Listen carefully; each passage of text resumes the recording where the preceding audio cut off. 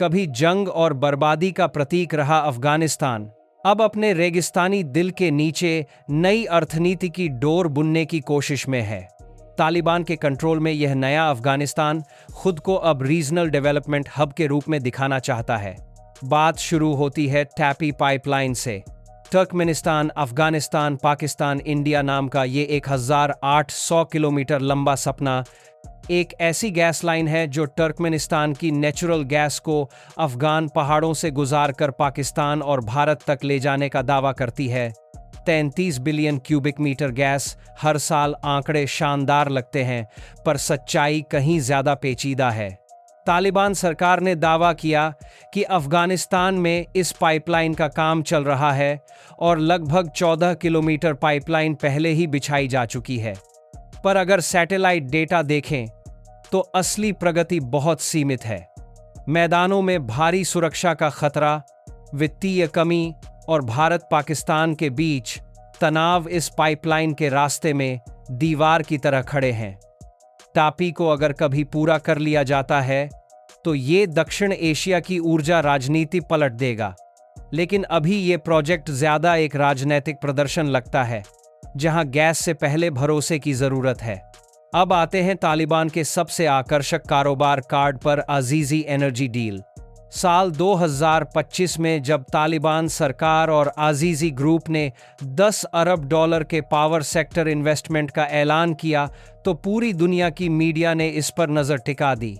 अफगानिस्तान, जो अपनी 70% बिजली बाहर से इंपोर्ट करता है, अब खुद को पावर एक्सपोर्टर बनाने का सपना देख रहा है।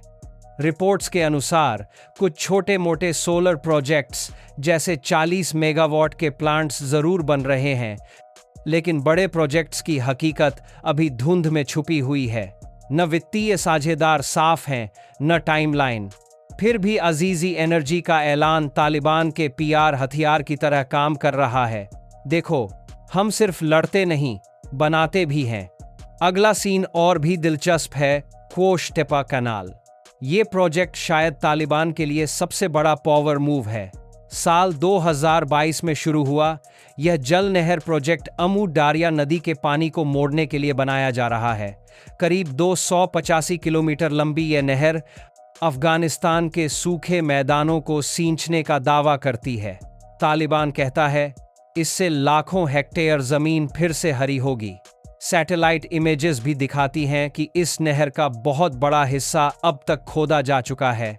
कुछ जगहों से पानी बह भी रहा है, लेकिन समस्या ये है कि आमू डारिया का पानी सिर्फ अफगानिस्तान का नहीं है।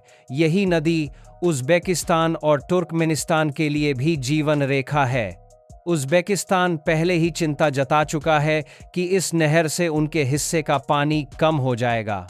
आरल सी, जो पहले ही अपने पतन से जूझ रहा है और सूख सकता है।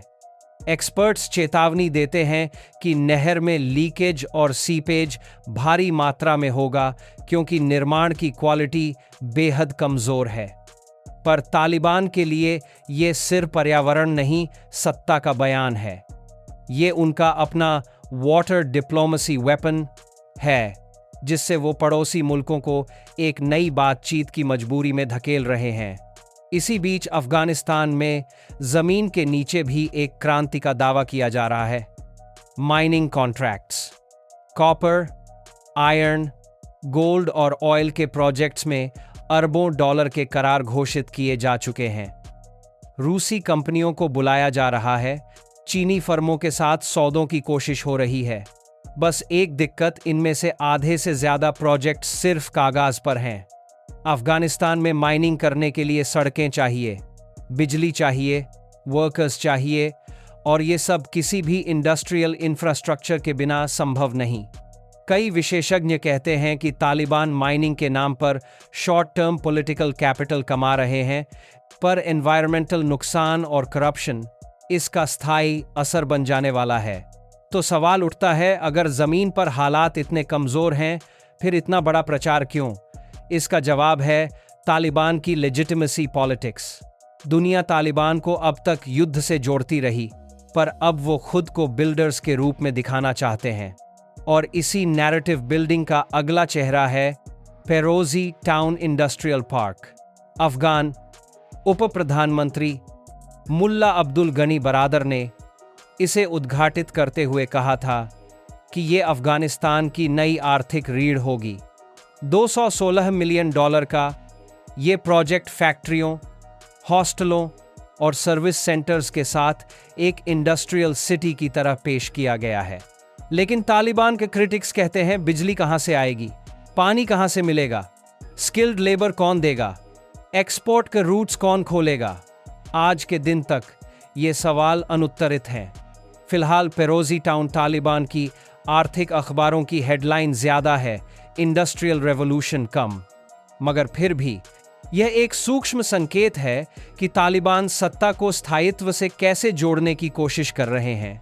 अगर इन सारे प्रोजेक्ट्स को एक साथ देखें तो तस्वीर साफ हो जाती है। टेपी गैस पाइपलाइन सबसे ज्यादा जियोपॉलिटिकल टेंशन से भरी है। कुओश टेपा कनाल सबसे तेजी से बन रही है और अजीजी एनर्जी जैसे प्रोजेक्ट्स सबसे बड़ा आर्थिक सपना है। लेकिन इन सब के नीचे छिपी है एक पुरानी दुविधा, क्या ये नया अफगानिस्तान टिकेगा? दुनिया अभी भी तालिबान को एक वैध सरकार के रूप में नहीं मानती। बैंकों पर प्रतिबंध हैं, वित्तीय सहायता सीमित है और राजनीतिक भरोसा लगभग शून्य। पर फिर भी हर कैमरे के सामने एक गोल्डन हेलमेट पहने तालिबान अफसर खड़ा होता है और कहता है, अफगानिस्तान बदल रहा है। तालिबान को अब सिर्फ जंग जीतनी नहीं, परसेप्शन भी जीतना है। और शायद यही उनकी असली लड़ाई है। वो जानते हैं कि सड़कें बनाना एक बात है, पर भरोसा बनाना पूरी तरह दूसरी। अब सवाल ये नहीं कि क्यूओश टेपा कितना गहरा खुदा है या टैपी में कितनी गैस भरेगी। अब सवाल ये है कि क्या दुनिया तालिबान के इस नए चेहरे को मॉडर्न अफगानिस्तान की शक्ल में स्वीकार करेगी? और यही वो ट्विस्ट है जहां अफगानिस्तान की किस्मत लटकी हुई है। क्योंकि अगर एक दिन इन प्रोजेक्ट्स ने वाकई काम करना शुरू कर दिया तो तालिबान ये साबित करने में कामयाब होंगे कि युद्ध की जमीन से भी विकास का फूल उग सकता है। लेकिन अगर ये सब अधूरा रह गया तो ये मुल्क फिर उसी चौराहे पर लौटेगा जहां न सिर्फ उसकी नदियां सूखेंगी बल्कि उसके सपने भी। और अब सवाल आपसे, अगर आपको चुनना हो तो आपको क्या लगता है कौन सा प्रोजेक्ट पहले ढहेगा, गैस पाइपलाइन, माइनिंग डील्स या वो नहर जो पानी के साथ तालिबान की सियासत भी बहा सकती है? नीचे कमेंट सेक्शन में बताइए। और हाँ, अगर आपको दुनिया के ऐसे हिडन जियोपॉलिटिकल प्रोजेक्ट्स और उनके पीछे छिपे मिलिट्री चेस गेम्स जानने में दिलचस्पी है तो इस वीडियो को लाइक करें, शेयर करें और चैनल को सब्सक्राइब करें। क्योंकि यहाँ हम सिर्फ खबरें नहीं बताते, हम बताते हैं दुनिया के बदलते नक्शे के पीछे का असली खेल।